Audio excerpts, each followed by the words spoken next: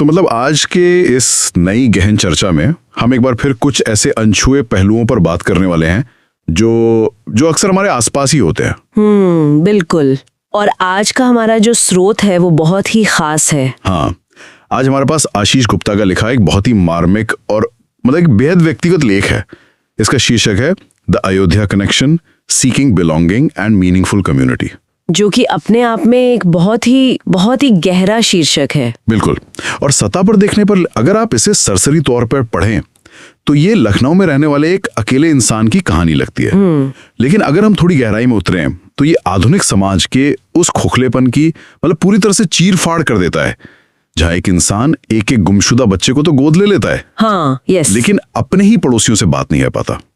तो आज का हमारा मिशन यही है कि हम ये समझें कि जब शहरों की इस भारी भीड़ में इंसान खुद को खोता हुआ महसूस करता है ना, बिल्कुल, तो वो अपनी जड़ों और समाज से दोबारा जुड़ने के लिए किस किस तरह के नए और असाधारण रास्ते तलाशता है। तो ठीक है, आइए इसे विस्तार से समझते हैं। हाँ, और इस स्थिति की गहराई को समझने के लिए अगर हम इसे एक व्यापक संदर्भ से जोड़कर देखें तो ये सिर्फ आशीष नाम की एक व्यक्ति की डायरी का पन्ना नहीं है। हाँ, सही बात है। ये आधुनिक महानगरीय अकेलेपन का मतलब जिसे हम अर्बन लोनलीनेस कहते हैं, उसका एक बहुत ही सटीक और शायद थोड़ा डरावना उदाहरण भी है। डरावना तो है। हम एक ऐसे युग में जी रहे हैं जहां कंक्रीट की ऊंची ऊंची इमारतें हैं, लाखों की आबादी वाले शहर हैं, लेकिन इन सब के बीच ये शहरी गुमनामी इतनी हावी है कि इंसान बस एक टापू बनकर रह गया है। एक अलग थलग टापू। हाँ, बिल्कुल। आशीष का अनुभव हमें इसी कड़वे सच से रूबरू कराता है कि बुनियादी ढांचे का विकास जरूरी नहीं कि हमारे सामाजिक ताने बाने को भी मजबूत करे। कई बार ये उसे पूरी तरह से छिन्न भिन्न कर देता है। वे फिलहाल लखनऊ में रह रहे हैं और उनके अपने शब्दों में जीवन में एक बहुत ही भयानक और चुभने वाला अकेलापन है। लेकिन यहाँ जो बात सबसे ज्यादा हैरान करने वाली है, मतलब जब मैंने इसे पहली बार पढ़ा तो मुझे एक पल के लिए रुकना पड़ा। हाँ, वो अडॉप्शन वाला हिस्सा। बिल्कुल। इस भारी अकेलेपन और सामाजिक अलगाव के बीच आशीष ने हाल ही में एक गोद लेने वाली संस्था से, एक अडॉप्शन एजेंसी से एक गुमशुदा बच्चे को गोद लिया है। अब एक तरफ तो ये बहुत ही निस्वार्थ कदम लगता है, लेकिन क्या ये थोड़ा अजीब नहीं है? अजीब किस सेंस में?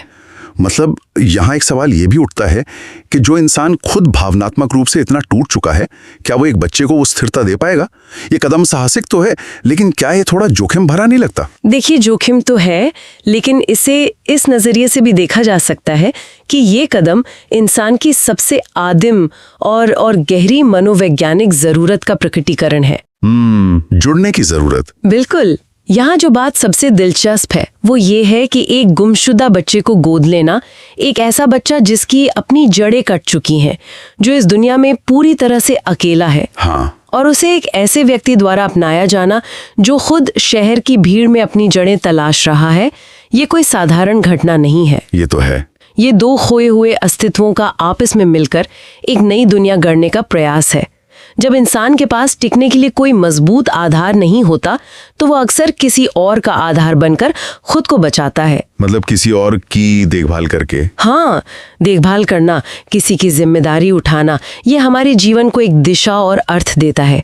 आशीष ने अनजाने में ही सही, लेकिन खुद को बचाने के लिए एक ऐसे जीव को चुना है जिसे भी एक सुरक्षित ठिकाने की जरूरत है। तो एक तरह से ये खुद को एक मकसद देने की कोशिश है।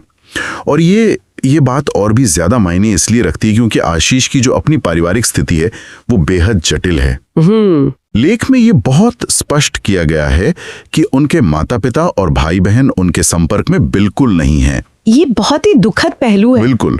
वे एक पूर्ण पारिवारिक अलगाव का सामना कर रहे हैं। परिवार जिसे हम अपनी सबसे पहली ढाल मानते हैं, वही ढाल उनके पास नहीं है। सही बात है। तो ऐसे में अपनी तरफ से एक चुना हुआ परिवार, या जिसे हम चोजन फैमिली कहते हैं, वो बनाना एक गुमशुदा बच्चे के जरिए, ये एक बहुत ही शक्तिशाली बयान है। बिल्कुल है। बिना परिवार के ये दूरी किसी भी इंसान को मानसिक रूप से पूरी तरह असुरक्षित बना देती है। बायोलॉजिकल फैमिली हमारे लिए एक डिफॉल्ट सेफ्टी नेट का काम करती है, और जब वो नेट हट जाता है तो इंसान सीधा उस समाज और पड़ोस के कठोर धरातल पर गिरता है जहां रिश्ते खून से नहीं बल्कि सामाजिक उपयोगिता से तय होते हैं। उपयोगिता, हाँ। आशीष के मामले में लखनऊ का वो समाज और पड़ोस भी उन्हें थामने में पूरी तरह से नाकाम रहा है। और ये नाकामी सिर्फ आशीष की नहीं है, ये हमारे आधुनिक शहरी ढांचे की विफलता है। और यही विफलता उनके लेख में बहुत ही चुभने वाले तरीके से सामने आती है।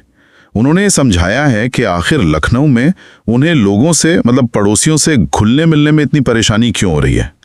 हमारी सामाजिक संरचना की एक बहुत बड़ी सच्चाई पर उन्होंने रोशनी डाली है। वे कहते हैं कि हमारे भारतीय समाज में, खासकर रिहायशी इलाकों में, परिवारों के बीच बातचीत शुरू करने की जिम्मेदारी अक्सर महिलाओं की होती है। ये बहुत ही सटीक ऑब्जर्वेशन है। हाँ, और चूंकि आशीष अकेले रहते हैं, एक सिंगल पुरुष हैं और उनके पड़ोसियों के पास अपने अपने पूरा परिवार है, तो वो पहली बातचीत कभी शुरू ही नहीं हो पाती। बिल्कुल। आशीष किसी की निजता में, उनकी प्राइवेसी में खलल नहीं डालना चाहते। आधुनिक सोसाइटियों का ये एक अलिखित नियम सा बन गया है। हम अपने फूड डिलीवरी वाले का नाम और उसकी कहानी तो जानते हैं, हाँ, लेकिन 5 साल से बगल वाले फ्लैट में रहने वाले इंसान का नाम तक नहीं जानते। ये शहरी समाजों का एक बहुत बड़ा विरोधाभास है। हमारे पारंपरिक समाजों में जो कॉन्वर्सेशन स्टार्टर्स होते थे ना, जैसे छत पर कपड़े सुखाना, हाँ। छत पर कपड़े सुखाना, शाम को दरवाजे पर बैठना या बच्चों का एक दूसरे के घर जाना, वो सब अब खत्म हो गए हैं। जैसा कि आशीष ने बताया, घर की महिलाएं अक्सर इन सामाजिक पुलों का निर्माण करती हैं। बिल्कुल। और जब किसी घर में कोई महिला नहीं होती या कोई पुरुष अकेला रह रहा होता है, तो समाज उसे एक अजीब और कई बार शंकालु नजरिए से देखता है। हाँ, शक की निगाह से कि अकेला क्यों है। बिल्कुल। एक परफेक्ट न्यूक्लियर फैमिली के ढांचे में फिट न बैठने वाले अकेले इंसान को समाज एक अदृश्य इकाई मान लेता है। हाँ। झिझक के कारण आशीष जैसे लोग अनजाने में ही समाज के हाशिए पर धकेल दिए जाते हैं। लेकिन बात सिर्फ झिझक या बातचीत शुरू करने की नहीं है। यहाँ एक बहुत बड़ा मनोवैज्ञानिक खेल भी चल रहा है। वो कैसे? आशीष ने अपने पड़ोसियों के व्यवहार के बारे में जो लिखा है, वो शहरों की एक और कड़वी सच्चाई को उजागर करता है। उन्होंने बताया है कि उनके पड़ोसी काफी अमीर हैं और उनके अंदर अपना एक रुतबा है, एक ईगो है। स्टेटस का ईगो। हाँ, आशीष को लगता है कि वे लोग उनका सम्मान नहीं करते और ना ही उनकी सीमाओं का आदर करते हैं। वे आशीष के अकेलेपन को शायद उनकी कमजोरी समझते हैं। ये बहुत ही आम बात है बड़े शहरों में। और जब तक पड़ोसी आशीष को एक शिक्षित, सम्मानित और अपने बराबर का व्यक्ति नहीं समझते, आशीष को भी उनके साथ घुलने मिलने में कोई दिलचस्पी नहीं आती। तो इस सब का असल में क्या मतलब है? क्या शहर हमें सिर्फ हमारे बैंक बैलेंस और पारिवारिक ढांचे के खानों में बांट देते हैं? इससे एक बहुत ही महत्वपूर्ण सवाल खड़ा होता है कि आधुनिक दौर में सम्मान की परिभाषा असल में क्या रह गई है। शहरों में पैसे और रुतबे की वजह से जो एक अदृश्य दीवार खड़ी होती है, वो इंसानों को इंसानों से दूर कर देती है। बिल्कुल दूर कर देती है। जब किसी के पास पैसा है और वो समाज के तयशुदा संपूर्ण परिवार वाले सांचे में एकदम फिट बैठता है, तो एक तरह का अहंकार जन्म लेता है। हाँ। ये अहंकार उन लोगों को कम आंकता है जो इस सांचे से बाहर है। सीमाओं या बाउंड्रीज का उल्लंघन करना इसी अहंकार का एक रूप है। ये दिखाना कि चूंकि तुम अकेले हो और हमारे जैसे नहीं हो, इसलिए तुम्हारी निजता का कोई मूल्य नहीं है। ये बहुत ही दमघोटू माहौल है। बिल्कुल। ऐसे दमघोटू माहौल में एक अकेला व्यक्ति सिर्फ अपने घर की चारदीवारी में ही कैद नहीं होता, बल्कि वो हजारों लोगों के बीच रहते हुए भी एक मनोवैज्ञानिक एकांतवास की सजा काट रहा होता है। और इस एकांतवास की कीमत कोई छोटी मोटी नहीं है।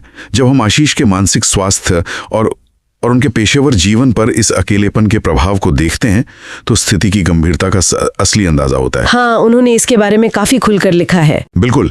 बिना किसी सामाजिक संपर्क के सिर्फ जीवित रहना कितना भारी पड़ सकता है, ये उन्होंने साफ साफ लिखा है। लखनऊ में लगातार बिना परिवार और दोस्तों के दिन बिताने के कारण उनकी अपने काम में भी दिलचस्पी लगभग खत्म हो गई है। उनका अपनी जॉब से पूरी तरह से मन उजड़ गया है। अक्सर हम सोचते हैं कि अगर कोई इंसान ऑफिस में अच्छा कर रहा है तो उसका जीवन ठीक चल रहा होगा, लेकिन यहाँ तो मामला बिल्कुल उलट है। क्योंकि ये एक बहुत ही खतरनाक मिथक है कि हम अपने पेशेवर और निजी जीवन को अलग अलग खानों में रख सकते हैं। बिल्कुल, इंसान तो एक ही है ना। हाँ, इंसान एक ही है। जब कोई व्यक्ति शाम को एक खाली अंधेरे अपार्टमेंट में लौटता है और उससे ये पूछने वाला कोई नहीं होता कि आज का दिन कैसा रहा, तो धीरे धीरे अगले दिन सुबह उठकर काम पर जाने की वो बुनियादी प्रेरणा ही खत्म होने लगती है। सही बात है। अकेलेपन का असर सिर्फ वीकेंड्स को उदास नहीं बनाता, ये एक दीमक की तरह है जो आपकी कार्यक्षमता, आपकी रचनात्मकता और यहाँ तक कि आपके शारीरिक स्वास्थ्य को भी अंदर से खोखला कर देता है। आशीष का अपने काम से मोहभंग होना उनकी कोई पेशेवर विफलता नहीं है। ये उस गहरे और निरंतर अलगाव का सीधा नतीजा है जिसे वो हर पल महसूस कर रहे हैं। काम करने के लिए भी एक क्यों की जरूरत होती है। और वो क्यों अक्सर हमारे आसपास के लोग होते हैं।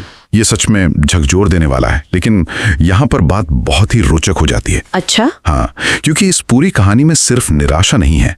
आशीष ने एक रास्ता निकाला है, एक बदलाव का बिंदु, जिसे उन्होंने द अयोध्या कनेक्शन का नाम दिया है। ये शीर्षक का हिस्सा भी है। बिल्कुल, और ये हिस्सा मुझे बहुत ही दिलचस्प लगा। इतनी सब मुश्किलों और परिवार से पूर्ण अलगाव के बाद भी आशीष के पास एक सुरक्षित ठिकाना है। हाँ, वो कमरा। हाँ, उनके परिवार ने, जो कि उनसे कोई संपर्क नहीं रखता, अयोध्या में उनके लिए कमरा दिया हुआ है।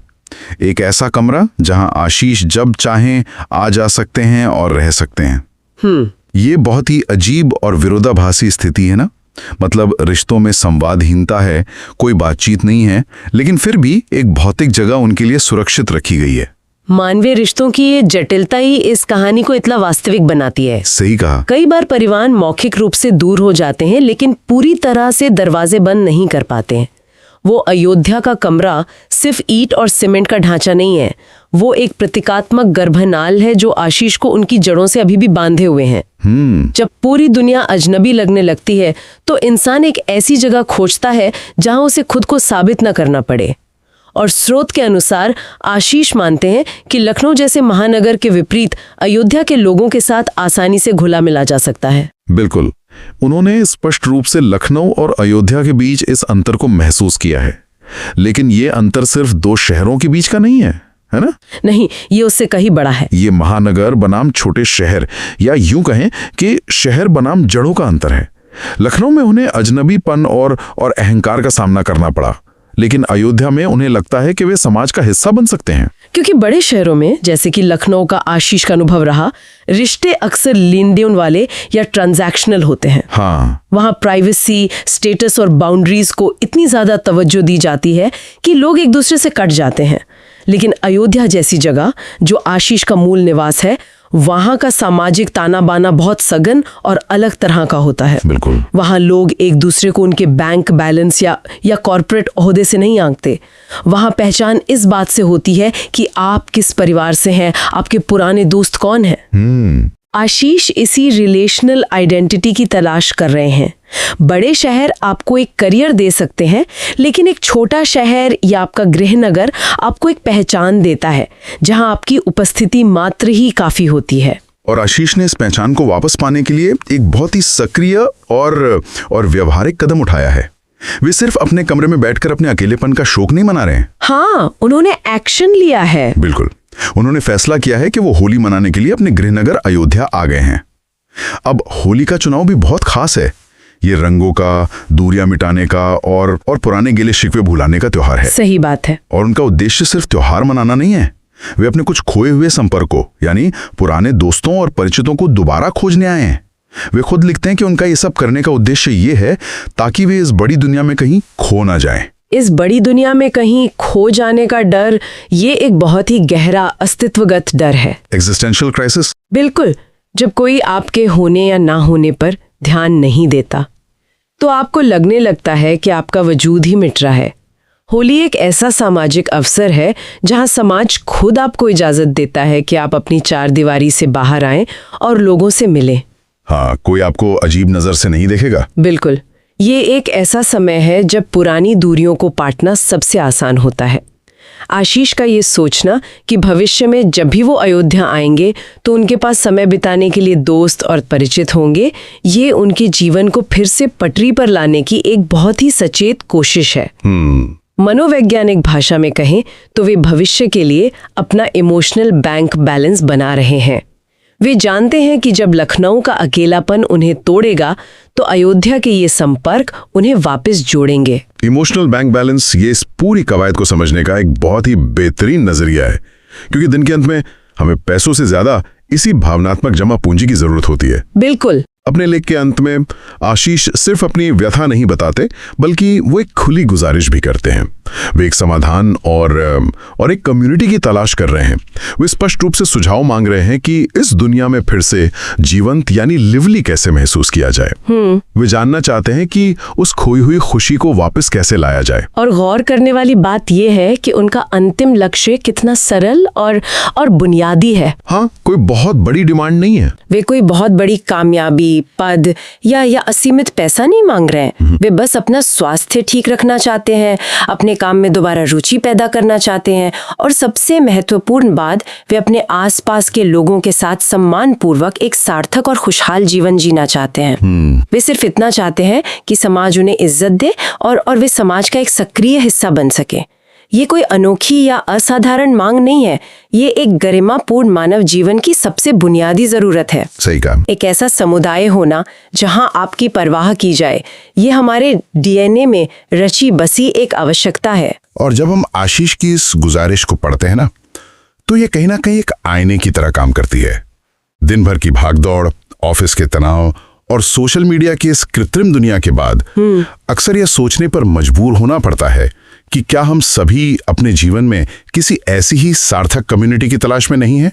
एक ऐसी जगह या ऐसी लोग जहां हम बस हम रह सकें, बिना किसी दिखावे के, बिना किसी जजमेंट के और बिना अपनी सफलता को साबित किए। बिल्कुल, क्योंकि तकनीकी रूप से हम एक ऐसे युग में जी रहे हैं जहां पूरी दुनिया एक क्लिक की दूरी पर है, लेकिन भावनात्मक रूप से हम शायद मानव इतिहास के सबसे अकेले दौर से गुजर रहे हैं। बहुत बड़ी बात कही आपने। आशीष की कहानी इस बात का जीवंत प्रमाण है कि इंसान अकेलेपन को सिर्फ एक सीमा तक ही बर्दाश्त कर सकता है।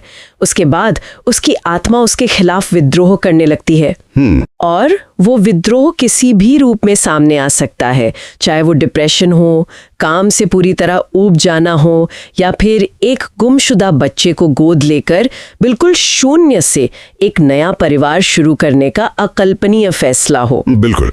जब एक समुदाय का हिस्सा होने की हमारी वो स्वाभाविक तड़प पूरी नहीं होती, तो इंसान का पूरा अस्तित्व ही रड़खड़ाने लगता है और वो अपनी जड़ों की ओर भागता है। और यही बात इस पूरी कहानी को सिर्फ एक व्यक्ति की शिकायत से उठाकर एक सामाजिक अध्ययन बना देती है।